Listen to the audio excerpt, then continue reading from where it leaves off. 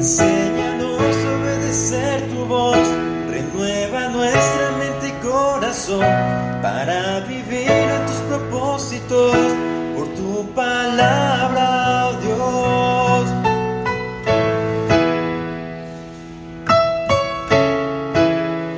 Infalible y poderosa, penetra el duro corazón, sobre todo prevalecerá. Su palabra es la verdad. Buenos días, Dios les bendiga. Sean bienvenidos al devocional del día de hoy. Miércoles 27 de septiembre lleva por título Sión, el nuevo pacto. Estando en Hebreos 12, versículos 18 al 29. Así dice la palabra de Dios. Porque no os habéis acercado al monte que se podía palpar y que ardía en fuego, a la oscuridad, a las tinieblas y a la tempestad, al sonido de la trompeta y a la voz que hablaba, la cual los que la oyeron rogaron que no se les hablase más, porque no podían soportar lo que se ordenaba. Si aún una vez te tocar el monte, será apedreada o pasada con dardo. Y tan terrible era lo que se veía, que Moisés dijo: estoy temblando, estoy espantado y temblando. Sino que os habéis acercado al monte de Sión, a la ciudad del Dios vivo, Jerusalén, la celestial, a la compañía de muchos millares de ángeles, a la congregación de los primogénitos que están inscritos en los cielos, a Dios el juez de todos, a los espíritus de los justos hechos perfectos, a Jesús, el mediador del nuevo pacto, y a la sangre rociada que habla mejor que la de Abel. Mirad que no desechéis al que habla, porque si no escaparon aquellos que desecharon al que los amonestaba en la tierra, mucho menos nosotros si desecharemos al que amonesta desde los cielos. La voz del cual conmovió entonces la tierra, pero ahora ha prometido diciendo: aún una vez, y conmoveré no solamente la tierra, sino también el cielo. Y esta frase, aún una vez, indica la remoción de las cosas movibles como cosas hechas para que queden las inconmovibles. Así que, recibiendo nosotros un reino inconmovible, tengamos gratitud y mediante ella sirvamos a Dios, agradándole con temor y reverencia, porque nuestro Dios es fuego consumidor. Sión, el nuevo pacto. Como primer punto no es como en el pasado. A primera vista parece que el escritor introduce un tema totalmente nuevo: el contraste entre el monte Sinaí y el monte Sión. Pero no es el propósito, no es el tema, no es hacer las comparativas entre estos dos montes, no, no, no, sino el hecho de presentar los sucesos y qué es lo que representa cada suceso de acuerdo al lugar en el que se llevó a cabo. Y obviamente en esta primera instancia tenemos el contexto en el que en Deuteronomio Moisés escribe cómo el pueblo se acercó al monte Sinaí, en el cual obviamente ellos recibieron, bueno, Moisés recibió las enseñanzas, recibió los 10 mandamientos y también las leyes ceremoniales, las cuales debían de implementar. Pero el foco de atención no es tanto el lugar, sino la aparición de Dios, la cual buscó revelar su majestad y poder. Obviamente, los israelitas habían realizado un proceso de purificación porque era algo que se les exigía, era algo que se les demandaba.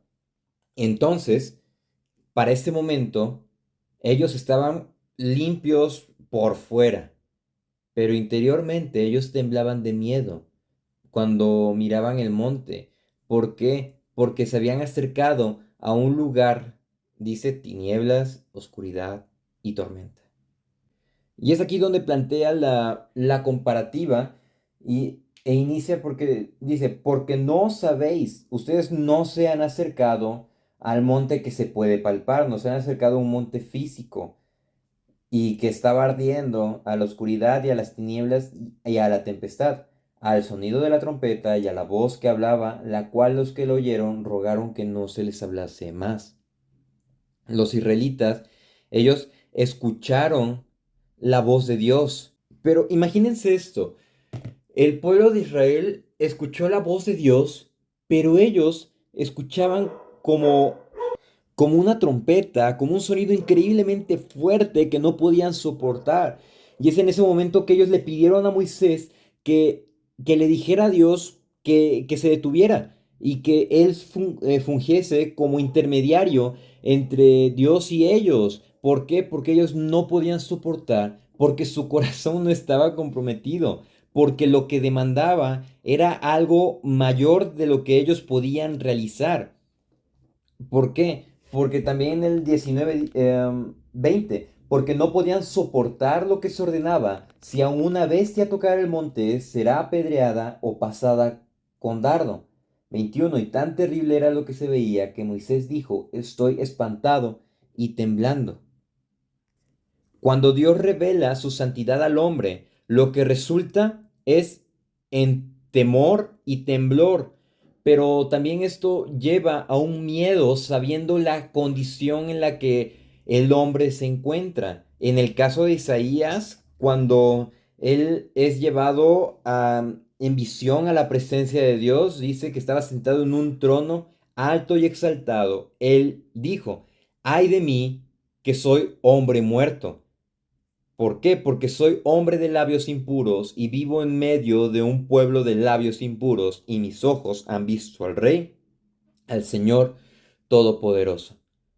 Entonces, lo que sucede aquí es que el escritor les está diciendo, ustedes no han pasado por eso, ustedes no pasaron por eso, no se acercaron a algo que podían ver, a un monte en específico que podían ver, no se acercaron o no escucharon directamente la voz de Dios, ustedes no desearon escucharla, ustedes no estuvieron en esta situación en la que si tocaban el monte desierto iban a morir porque en el monte estaba la presencia del Señor. Con ustedes no ha pasado esto. Entonces, lo que está deseando aquí es llevarlos a una reflexión mayor, a que a que ellos se analizaran ante esta comparativa y vieran el privilegio mayor que tienen. Como segundo punto es, somos acercados. A partir del versículo 22, versículo 24, emplea esta comparativa, versículo 22, sino que os habéis acercado, ustedes se han acercado al monte de Sión, a la ciudad del Dios vivo, Jerusalén, la celestial. Emplea el escritor ese adjetivo de celestial para dar a entender que el lugar que está mencionando no es Jerusalén que nosotros conocemos geográficamente, esa es la palabra, geográficamente, sino la Sion celestial donde Dios mora con todos los santos. Los ciudadanos de la Jerusalén celestial son conocidos como hijos e hijas de Sión. Ese es el lugar donde Dios mismo estará con ellos y será su Dios, como está en Apocalipsis 21:3. La Jerusalén celestial es mejor que la terrenal, porque el pecado y la muerte han sido expulsados de allí. Entonces, esa ciudad no necesitará ni sol ni luna, porque la gloria de Dios da la luz y el Cordero es su lámpara. Podemos encontrarlos en Apocalipsis 21:23. El Dios vivo mora entre su pueblo para siempre. Entonces, es lo que le está diciendo. Ustedes no se han acercado, ustedes, perdón, que se han acercado al monte de Sión, a la ciudad del Dios vivo, Jerusalén la celestial, a la compañía de muchos millares ángeles, a la congregación de los primogénitos que están inscritos en los cielos, a Dios, el juez de todos, a los espíritus de los justos hechos perfectos. Aquí los lectores de Hebreos entienden que Dios es juez de todos los hombres y por consecuencia que todos debemos de comparecer ante Él. Obviamente, sentado en el monte de Sión, la Jerusalén celestial, Dios convoca a su pueblo al estrado judicial, no para condenarlo, sino para justificarlo. Dios nos declara justos porque su Hijo ha pagado nuestra deuda. En su grande misericordia nos da el regalo de la salvación. Y creo que aquí viene el versículo, por así decirlo, central de aquí, pero Bueno, obviamente todas esas partes son muy importantes, pero que podemos considerar como central el 24. A Jesús, el mediador del nuevo pacto, a la sangre rociada que habla mejor que la de Abel, expresa esta comparativa. Regresamos a la comparativa del antiguo pacto con el nuevo. En el antiguo pacto, Moisés realizaba esta función como mediador porque Dios se comunicaba a través de Moisés con el pueblo. Entonces, aquí les está diciendo, tenemos a Jesús, el mediador del nuevo pacto. Jesús es el nuevo mediador. Jesús es el mediador por excelencia, porque el antiguo pacto terminó, el antiguo mediador que era Moisés murió, pero Jesús llegó a ser mediador del pacto, Jesús resucitó y Jesús es perfecto en todo. ¿Por qué? Porque a través de su obediencia llama al arrepentimiento al creyente y quita la carga de la culpa, limpia la conciencia del pecador, le concede el don de la vida eterna y funciona como intercesor a favor de su pueblo. Y dice, y a la sangre rociada que habla mejor que la de Abel. En el capítulo 11, versículo 4, dice, por la fe Abel ofreció a Dios más excelente sacrificio que Caín, por lo cual alcanzó testimonio de que era justo, dando Dios testimonio de sus ofrendas, y muerto aún habla por ella.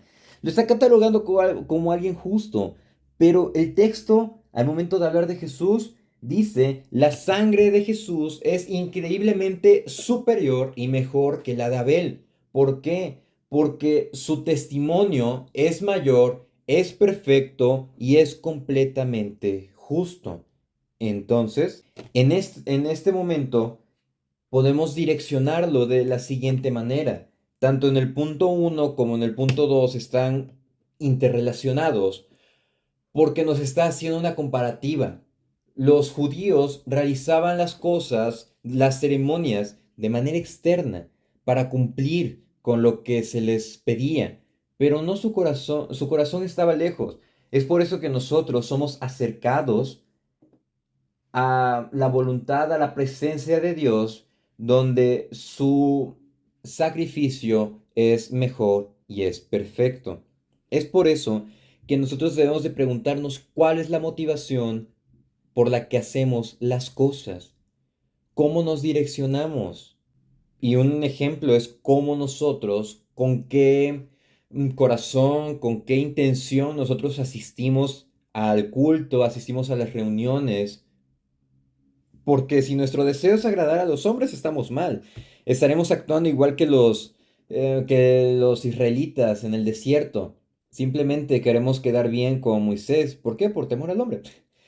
Pero en el nuevo pacto, nosotros que deseamos agradar a Dios, deseamos que el Señor Jesús sea por completo nuestro mediador. Como tercer punto es, no desechemos la palabra. A lo largo de esta epístola, la advertencia en contra de ser oídos sordos a Dios ha sonado claramente en, en los primeros destinatarios, pero también en nosotros. Entonces, lo que nosotros debemos de buscar es analizar, nos dice el 25, mirad que no desechéis al que habla, porque si no escaparon aquellos que desecharon al que los amonestaba en la tierra, mucho menos nosotros si desecháremos al que amonesta de los cielos. Aquí nuevamente el escritor vuelve a incluirse. Él está dentro de la comparación, dice, si nos apartamos del que nos advierte desde el cielo. Si no escuchamos la voz de Jesús que nos advierte desde el cielo, es todavía menos posible escapar de lo que era para los israelitas. Se establece el contraste entre la revelación fragmentaria de Dios comunicada al pueblo por Moisés en la tierra y la revelación plena en Jesucristo.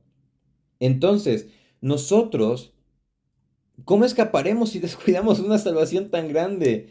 O sea, a nosotros se nos es delegada una mayor responsabilidad y a su vez un mayor privilegio, porque nosotros entendemos que todo apunta a Cristo, todo se cumplió en Cristo. Y en Cristo nosotros tenemos salvación. Ese es el mayor privilegio, pero responsabilidad es de que tenemos todo y que no podemos hacer oídos sordos. Es por eso que dice, miren que no desechen.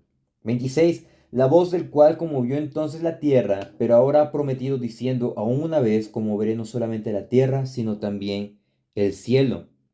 27. Aún una vez indica la remoción de las cosas movibles, como cosas hechas para que quedasen las inconmovibles.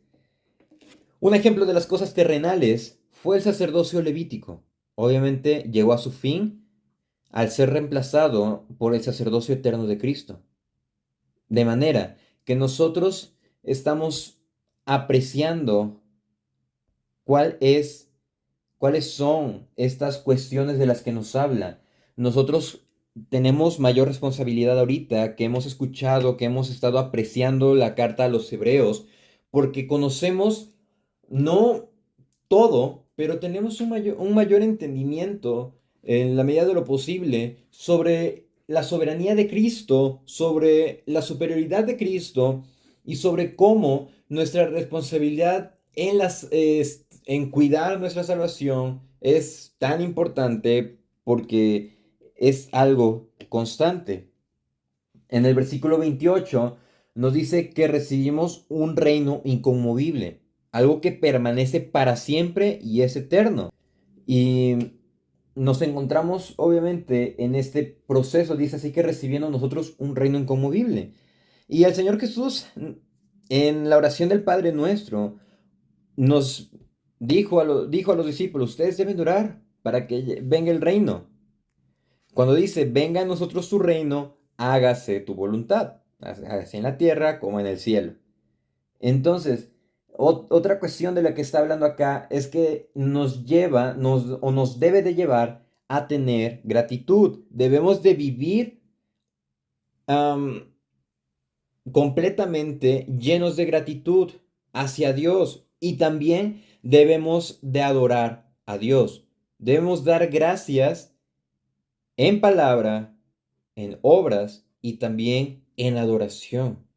¿Por qué? Porque es algo que debe de ser un estilo de vida y que debe de ser completamente integral. Y el versículo 29 nos dice, porque nuestro Dios es fuego consumidor. Esas palabras fueron dichas por Moisés cuando exhortó a los israelitas a no servir a los ídolos, porque el Señor vuestro Dios es un fuego consumidor, un Dios celoso. Deuteronomio 4:14.